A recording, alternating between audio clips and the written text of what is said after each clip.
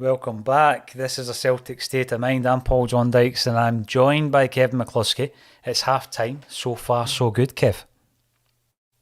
It is. Just about cut my breath back after that. It was some first half. Well, I think I've got my first note in about 6 seconds. GG closing Courtois down right at the start of the game. Yeah. That's just it set the tone for the rest of the half, really. Maybe Yeah. they've had came into it 5-10 minutes before the end, but certainly we've gone toe to toe with Real Madrid in the first 45 minutes, and everything that we spoke about before the game, all that positivity, there's a reason behind it. You're right. I've written down those exact words. We've gone toe to toe with them. It's not as though we have got as many men behind the ball as we possibly can. You spoke earlier about us playing our game. That seems to be a mantra of Ange Postecoglou, and it's exactly what's happened. We've given as much of the ball to Jota and Abada as possible. You've got Rio Hatate and O'Reilly spreading passes all over the park. It's not as though they're thinking to themselves, right, it's Real Madrid, I'm not going to try that. Hatate does play risky passes, but when they come off, they're phenomenal, and he's not changed that in the slightest. I'm going to start off with Giakoumakis. You mentioned him first, and yeah, I've got some notes about Giakoumakis. Kyogo is a fan's favourite. He's a special, talented player. He's going to be iconic in years to come. He's probably already iconic. But Giakoumakis is in because he's injured. And in the first 5 minutes, I think we've seen a part of his play that probably, in fact, Kyogo doesn't have this in his game. And that is that Giakoumakis was back defending, and he was defending, with the best of them, and he got a really good defensive header in there. That's a part of his game, right? And I'm not comparing the players, but I am comparing this part of the game that Dembele had. Moussa Dembele was brilliant at that, Kevin. He would get back, he would defend. Kyogo's not got it, all right? He's not got that part of his game. But Giakoumakis in that first half has done exactly what he did to Rangers. He's harried, he's bullied, he's been physical, he's given them a right good challenge. And for me, he's been one of our best players in that first half. Yeah, he's probably been the best player for us in the half. When you think of a team performance, as you say, he does a lot of those unsung things, the things that in a different way that Maeda does. He does a lot of the unsung pressing up the field. Mm-hmm. But with Giakoumakis, whenever he gets an injury, it's usually when he's been back helping out in the defence, or it's when he's been chasing back and someone's put a fist in his face or an arm in his face to hold him off, like was it Mendy did when he got his yellow card today? Yeah. And that's back in the halfway line. Are you putting your hand in the face of Pirlo there? Is that what you're doing, just as you're talking about? That's right. So we're just reenacting the moment. So the ref's going to come and give Keep me a the yellow cat card off right camera, yeah. Pretty much. But yeah, that's his game. He's all action. He's about the place. And he's won a few free kicks. Back. He's winning the ball in the deeper areas, and then when he's up front, I think I said at the start of the game in the pre-match that it's his physical presence up there that maybe the Madrid defenders just aren't used to. They're used to a Kyogo type that's a bit more fleet-footed. Mm-hmm. He's hustling, he's bustling. He's had a few free kicks given against him that I felt have been a bit soft, that might not have gone against him in the domestic game. And he's letting the likes of Alaba and Militao know that they're in a game. Yeah, he absolutely is. And by the way, I'm not talking Kyogo down. I love the wee guy. I'm just looking at what Giakoumakis brings to the party that perhaps Kyogo doesn't. There's completely different players. Noel Doran. Exactly. So that's like we said at the start. Then that there's games for Giakoumakis when his style is suited, and there's games when Kyogo's suited. If this game became a bit more stretched and we could play on the last defender and slip a ball through, Kyogo's the man to come off the bench in the last 20 minutes and be that centre forward for us. It's a time and a place, and we've now got the different forwards and different players throughout the team that we can do that. No, you're right. I'm going to bring in some of the comments because I'm really aware of the fact that it's such a big night and Celtic fans are tuning in from all over the world. I want to hear your thoughts. We were talking in positive terms, by the way. We're 45 minutes in, I know that. We were talking in positive terms about us getting a result tonight. So far, we have done that. It's been tremendous in that first half. And as you say, we haven't changed our play. We're going toe-to-toe with the European champions here. No, Doran, some great play out there. Totally agree with that. it's been a great first half. Plenty of intensity and showing no fear, which is so important. Loving the positivity. Come on, you boys in green. And I'm going to bring this in as well because we have been talking about Joe Hart, since last season, his importance to this team, and we've seen him in the first couple of minutes against Dundee United, taking a few staples in his head. He misses the next game. He's back for Rangers, and we know how much of a revelation he's been, and we think that's on and off the park, Kevin, because his influence is there for all to see.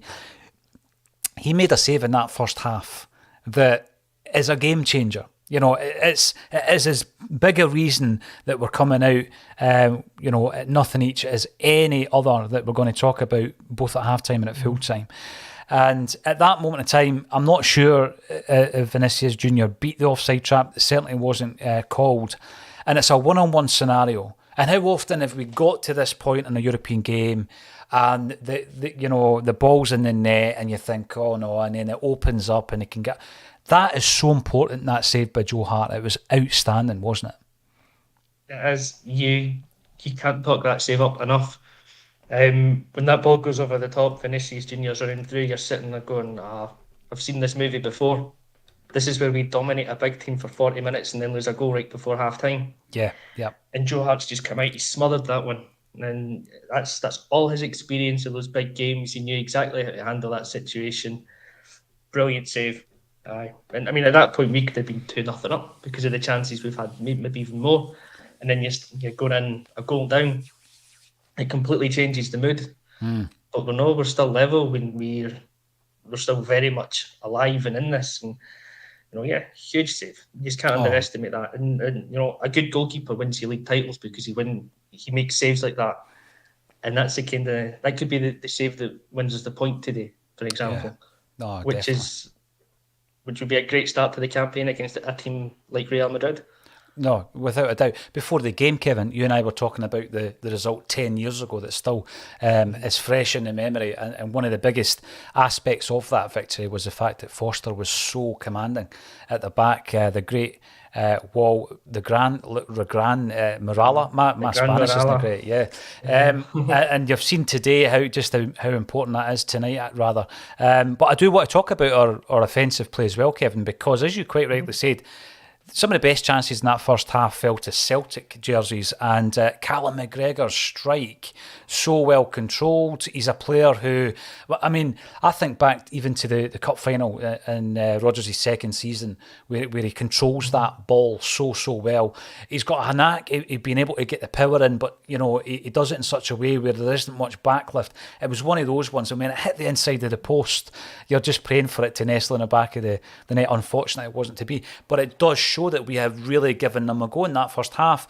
And then the second chance I was going to bring up was Rio Atati striking that ball, from distance in such a manner that we've seen week in, week out domestically. A brilliant controlled strike. But as you say, two of the best chances in that first half, and it shows that there's nothing to fear out there in the second half, is there? No. And Abada's had a couple of chances as well. He had one after 25 seconds that he put wide.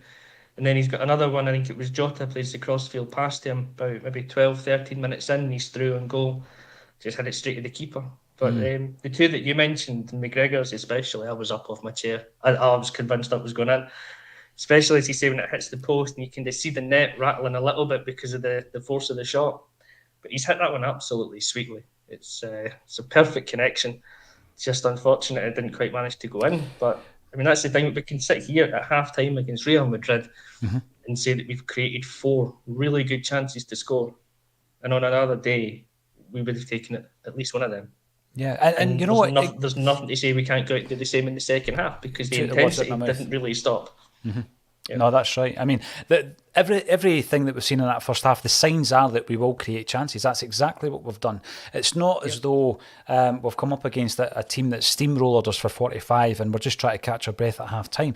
Not at all. Had, obviously, Joe Hart not made that save in the 42nd minute, it would have been absolutely gutted sitting here talking about that first half and ruining the chances missed. I think that at least one of the Abada chances, and perhaps Jota on one occasion, was a wee bit wasteful down the left-hand side. But other than that, I'm finding it difficult to find any kind of criticism. But what I want to point out is something that we have spoken about. Jens was thrown in tonight. And he's a player that is still new to the club, Kevin. He's not played a lot of football for Celtic. He has made an impact since he's came into the central defence. And I think that one of the most pleasing parts of his game for me is his awareness. And I spoke about this against Rangers. There were 2 or 3 occasions where he's just anticipated a pass. He's anticipated it. He's blocked it. His positional play for me is outstanding. He done it again tonight when it looked as though Real Madrid were really turning the screw on us for a period of 3 or 4 minutes, and you start getting worried. And Jens just came out, intercepted a pass, calmed everything down. I've really liked to look at him and the partnership that he has with Carter Vickers, in respect to the fact that he's playing on his natural side as well, which we both know Starfelt isn't when he's playing on the left. Yeah, I think the two of them have been excellent in that first half. So as much as we can talk about the offensive play, which has been phenomenal at times, and the chances we've created, defensively, when we've had to be, we've done the job. The notes that I've kind of got down earlier on was just that every ball that was in the air that was getting swung in, Carter Vickers was winning it. And Real Madrid didn't create a chance because he was there to win every single ball. And then as it's gone on, I'm actually kind of noticing what you've noticed there as well, that actually... I think they started to play more down their right-hand side, and it's Valverde that's causing the problems. He's playing in decent balls, but Jens he's taken a step towards the goal or a step forward. He's intercepted the pass before it's got to Benzema or Hazard or whoever's been in behind. And then there's never been a rushed clearance. Every time he's got it, he's tried to pass it out. And this is what we were saying before. We're playing our game against Madrid. We're not changing it to go long, which we have done a couple of times, mixed it up. We're not doing it for the full game, going long and changing our approach.